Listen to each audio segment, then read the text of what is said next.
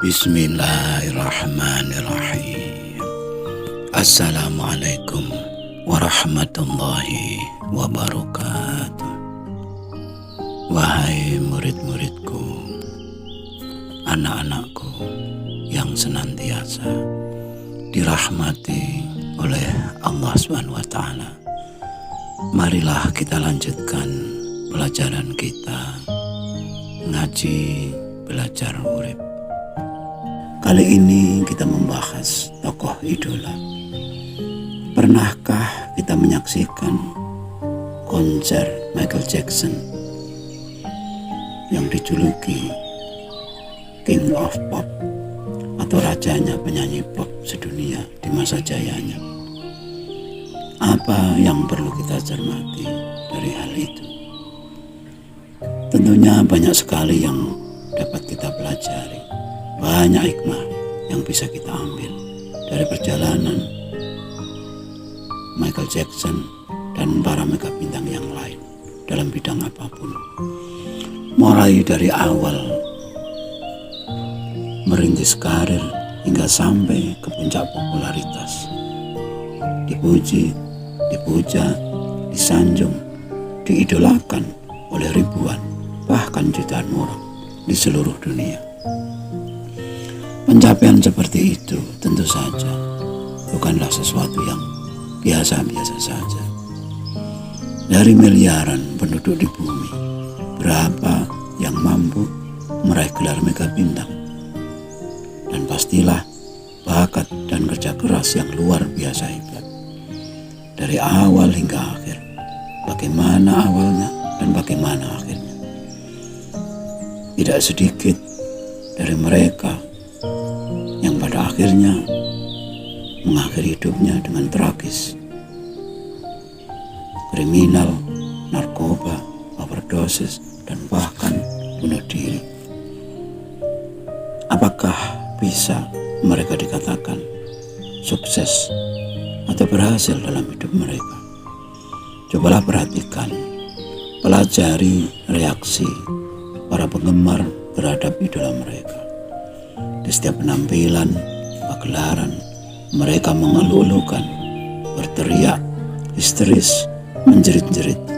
Bahkan ketika idola mereka baru turun dari pesawat di bandara hingga menuju hotel tempat mereka menginap, ribuan orang rela berjubel, berdesakan, berdebu, dan berkeringat di pinggir jalan. Bagaimana suasana hati para penggemar itu? Pernahkah kita ikut merasakan suasana serupa? Bagaimana rasanya? Senang, bangga, terharu, bahagia, bercampur menjadi satu, hingga hati tak mampu untuk menampung karena perasaan yang meluap-luap. Tidak jarang menjadi tangisan, jeritan, teriakan, bahkan hingga jatuh pingsan. Sementara di pihak lain, bagi kita yang bukan penggemar, apalagi kebetulan kita adalah termasuk orang yang mengharamkan musik dan hal-hal yang berbau kebarat-baratan, kita yang merasa sangat agamis dan fanatik pada golongan tertentu atau jamiah tertentu, mungkin saja kita katakan para penggemar itu adalah orang yang telah hilang akal atau tidak waras alias gila. Wahai anak-anakku, murid-muridku, cobalah renungkan agak ke dalam mengenai waras dan tidak waras atau gila. Bila kita melihat orang yang bertubuh kotor, dekil, pakaian jompang-camping, apalagi telanjang berjalan di tepi jalan, mudah bagi kita untuk mengatakan bahwa itu orang gila atau orang tidak waras. Apakah kita juga akan mengatakan hal yang sama pada pejabat yang berbaju oranye, tangan diborgol, berjalan keluar dari gedung KPK menuju tahanan? Demikian juga dengan seorang ustadz yang disidang di pengadilan karena kasus pemerkosaan terhadap santri-santrinya. Apakah kita juga menyebut mereka tidak waras? Lalu sejak kapan mereka tidak waras? Pejabat yang tertangkap karena korupsi mungkin mulai tidak waras semenjak menjabat, karena sudah digadang-gadang sebelumnya bila menjabat akan menggunakan kesempatan bagus itu untuk korupsi. Apakah kita bisa mengatakan karena mereka mengidolakan uang sehingga jabatan dijadikan sarana? Apakah Pak Ustadz yang di sidang itu terlalu mengidolakan nafsu birahi? Benarkah mengidolakan itu menyebabkan kita tidak waras? Benarkah mengidolakan itu sama dengan tergila-gila sehingga menjadi gila? Jika memang demikian, hati-hatilah mengidolakan seseorang. Jangan sampai mengidolakan orang yang salah. Perhatikanlah dampak dari mengidolakan. Bila idola kita adalah tokoh-tokoh Marvel, berapa banyak kostum-kostum yang ada di rumah kita, di kamar kita. Superman, Batman, Spiderman, dan sebagainya di dalam lemari kita. Bila idola kita adalah Soekarno, Gus Dur, Prabowo, Jokowi, Megawati, dan yang lain-lain, berapa banyak kostum yang bergambar mereka, kaos kita yang bergambar mereka. Bila kita adalah pengikut Qadiriyah, berapa banyakkah foto Syekh Abdul Qadir Al-Jilani di ruang tamu kita? Memajang gambar tokoh idola kita anggap sebagai simbol kecintaan kita pada mereka, sebagai pengumuman bahwa kita adalah penggemar mereka. Mereka adalah idola kita. Dan itu adalah kebanggaan yang luar biasa. Lalu bagaimana bila tokoh idola kita adalah Nabi Muhammad atau bahkan Allah SWT, Tuhan kita? Adakah kaos-kaos yang bergambar mereka di lemari kita? Bila idola kita adalah Rasulullah, benarkah bersalawat itu adalah buktinya? Cukupkah itu sebagai buktinya?